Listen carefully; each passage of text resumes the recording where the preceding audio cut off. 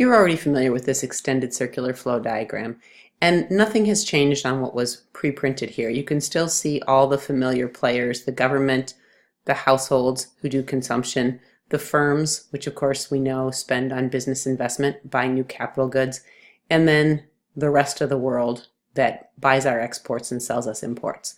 We still see households and firms interacting in two markets, the product markets over here and the factor markets here, where households sell their land, labor, capital, and entrepreneurship in order to earn incomes. But now we've identified 6 more items on here, and I just want to call your attention to them. Again, nothing new has been added, but we've introduced 2 new terms, leakages and injections. And leakages and injections are references to income received by households. So think about households receiving their income that is not going to consumption. So the expectation in the circular flow diagram is that households earn income and they spend it on consumption. And if there were only households, there was no government, there was no spending by firms on investment, and there was no international sector, then the entire economy, as it did in our simple circular flow diagram, the entire economy will rely on households spending every penny that they earned. But there are 3 ways in which that does not happen. And the first one is taxes, right? Because when households pay taxes to the government, that is money that leaves the spending stream. Another is private savings. So when households are saving money, which by the way is a good thing, that money that goes into financial markets is again a leakage. It's money that households are not spending on consumption. And the last leakage is imports. And it's a little bit hard to see it because remember, households are spending on consumption, but some of that money they're spending, if they're buying imports, it's actually leaving our economy and going to other countries. So those 3 leakages, taxes, savings, and imports, have to be balanced out by the 3 injections. Each individual pair, as we'll see, doesn't have to be equal. So taxes and government spending go together, but we don't have to have government spending be exactly equal to taxes, which is good because we haven't had a balanced budget for a couple decades in the United States.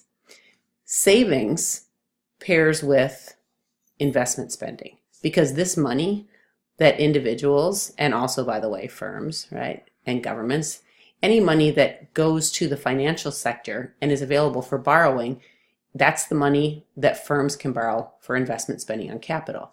So savings and investment go together as a pair, and then of course exports and imports go together as a pair.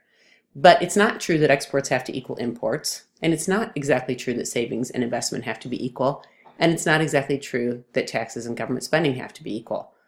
But what is true is that the sum of taxes, savings, and imports has to be equal to the sum of government spending, investment, and exports. Otherwise, our economy won't be in an equilibrium because either more money will be being spent than is being received as income, or more money will be being received as income than is being spent. So again, you can see it here without the diagram. Leakages are simply money that is being earned as income, again, by consumers, right, by households, but that leaves the circular flow. And if more is leaving in leakages and injections aren't equal, then you can imagine that as we go around the circular flow, if you think about the original simple circular flow model, you've got consumers over there and firms there. If consumers aren't spending much of their money, right, in the product market, then firms are going to spend less money in the resource market. So if households decide to save more, right, if savings goes up, but none of these 3 goes up, then we're going to have a problem, and that's going to lead us into a recession, and we're going to resettle at a lower equilibrium income. So we have to hope that if households are saving more, that there will be a commensurate increase in either investment or government spending or net exports. And the theory says, well, if there's more money in savings, there should be more investment, but not always true. As we'll see, and John Maynard Keynes is the one who really made this observation, not all money that's set aside for savings is actually spent on investment. Investment is actually somewhat unpredictable. As you saw in the last video, investment is volatile. We can't necessarily count on it to happen at a regular pace. So again, coming back to the same point from the last video, investment is critical. It's volatile, it's very sensitive to changes, especially changes in expectations about the business cycle. It's multiplied So it goes through that multiplier effect, and it will alter our equilibrium level of output. We have a very hard time, by the way, controlling the level of net exports. In fact, for the United States, it's generally a negative number.